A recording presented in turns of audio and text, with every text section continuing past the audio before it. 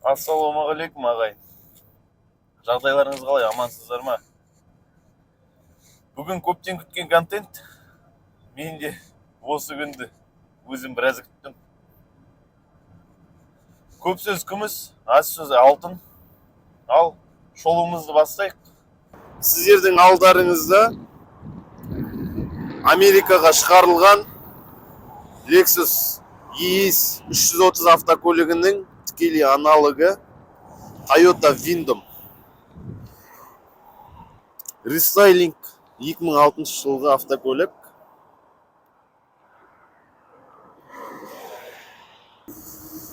Сол жаңағы айта өткен Lexus автокөлігінен ешқандай өзгешелігі жоқ. Бұл көлік 2001 жылы конвейерден шығарылып, 2004 жылы рестайлинг жасалып, жаңартылып шығарылған. Жалпы бұл көлік 2006 жылға дейін шығарылып, Windomның 3-ші ұрпағы шығарылған.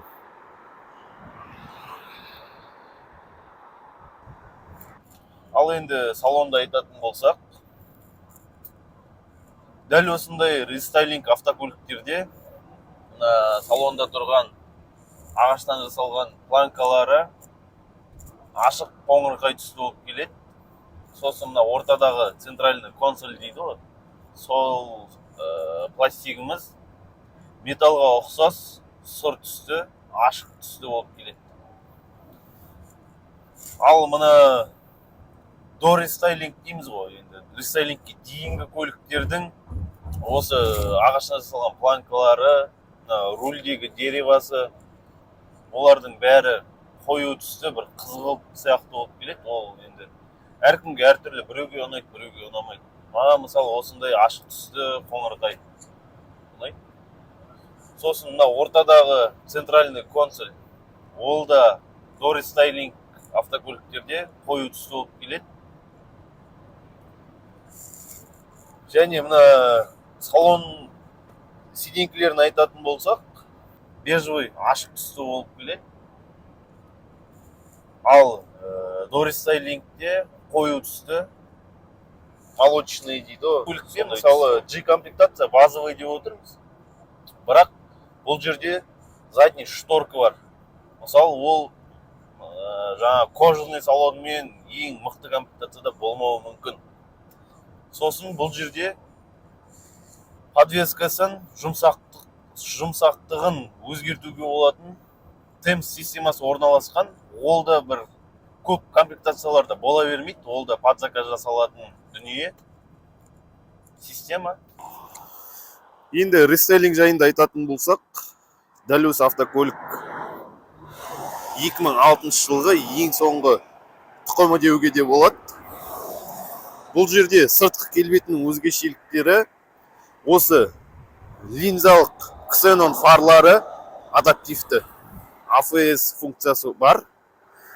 Дәл осы көлікті айтатын болсақ, бұл жерде билет салынған, енді жарық шамдары әдем түседі.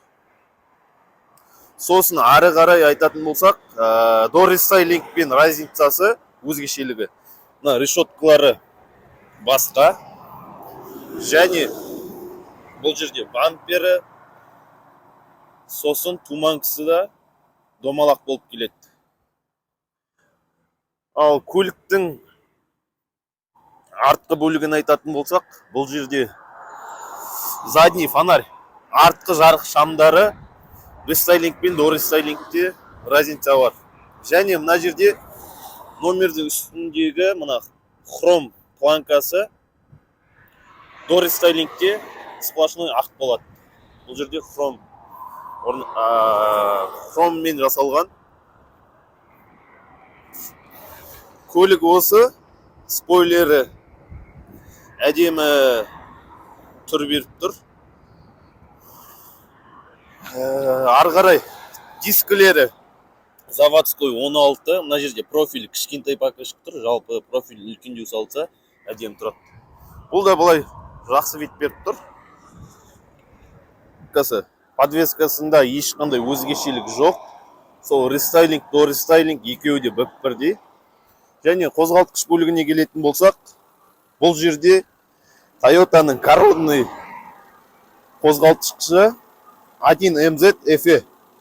Бұл жерде ат күші 215 ат күші, және до рестайлингқа дейінгі автокөлікте 210 ат күші болады. Разницасы бір 5 ат күші. Сосын қозғалтқыш көлемі 3-тік. Естерде Lexus автокөлігінде 3 болады. Ал бұл жерде рестайлингте де, до рестайлингте де екеуінде де 3-тік мотор қойылған. Сосын коробка 5 сатылы автомат. Газ ешқандай проблемасыз қойылады. Сосын бұл жерде цеп емес, ременьді ГРМ. Және бұл көлікті қозғалтқышы ешқандай проблемасыз, және жөндеу қымбатқа шықпайды. Жалпы бұл көлік бизнес седан болғанымен, бұл көлікті бағу қиын емес. Себебі қосалқы бөлшектерінің бағалары өте қолжетімді. Базарда көп, оригинал десеңіз оригинал, Қытай десеңіз Қытай. Енді өзіңіз қалтаңызға қарай әртүрлі бағалары. Жалпы автокөлікті сатып аларда тек капотын бір-ақ рет ашасыз, одан кейін уже ұмытасыз капот ашуды. Toyota автокөлігі солысымен керемет, ешқандай проблема болмайды. Барам десеңіз айға да апарады. Көбінесе мына камрилерде жаңағы шумка деп өзіміз айта береміз ғой. Шумкасы әлсіздеу болады дейді да. Ал мына көлікте ондай ештеңе байқап отқан жоқ. Әдемі трассаны әдемі ұстап жатыр жолды. Еще қазір спортқа қойып алсақ, өте керемет. Бұрылыс жолдарда ешқандай қорықпай, үлкендеу скоростьпен повороттарға кіре беруге болады. Мына Toyota Windom автокөлігінің 3-ші ұрпағы, бәрімізге әйгілі Camry ACV 30 шанағындағы автокөлікпен бір платформада құрастырылған. Қарапайым тілмен айтқанда, сол Camry автокөлігімен дәл осы автокөліктің қозғалтқыш бөлшектері, аспалары ешқандай разница, өзгешелік жоқ. Бір-біріне запчастары, қосалқы бөлшектері келе береді. G комплектациясы мана айта өткен электронды аспамен жабдықталған темп системасы. Ол 4 режимнің бірін пайдалануға мүмкіндік береді. Спорт режимі ең қаттыдан ең жұмсақ комфорт режиміне дейін. Бұл жерде енді 4 түрлі положениесі бар. Сол төртеуінің біреуін таңдауға болады. Орташа қылып қоюға болады, ең жұмсағын пайдалануға болады, ең қаттысын пайдалануға болады. Мен көп сұрап жатыр, неге YouTube'ды қолға алмай кеттің, неге түсіргім келмей қалды ма? Жоқ, мені түсіргім келеді. Енді менің де өмір сүруім керек, жұмыс жасауым керек деген сияқты. Тек YouTube'ды түсіре берсем, маған ешкім ақша бермейді. Сондықтан бұл YouTube арнасын ашу үшін сіздерге 1000 подписчик 4000 сағат жинау керек. Мен оны жинадым бірінші айында. Одан кейін монетизация ашылады, уже YouTube сізге ақша төлеп бастайды. Сол ақша, түскен ақшаны шешу үшін сізге подтверждение келу керек. Google AdSense дейтін компания. Google'дың өзінен Америкадан сізге мына Қазақстанға қазпочтамен пин-код келу керек. Сол пин-код маған келмеді, 4 ай күттім. 4 айдан бері келмей, 1 айда 1 рет ғана запрос жібере аласыз. Сол мен каждый 1 ай өткен сайын жіберіп отырдым. Енді 4 попытка болды, 4-еуінде жасадым. Осы мен декабрьдің 15 күні маған 4-ші пакетін жібергеннен кейін сізге электронды түрде жіберілді. Сіз подтверждение жасадыңыз деген маған смс келді. Енді содан кейін тағы да бір жігерленіп, мен YouTube қайтып бастайын деп осы видеоны түсіріп, операторым болмаса да енді өзім түсіріп жатырмын.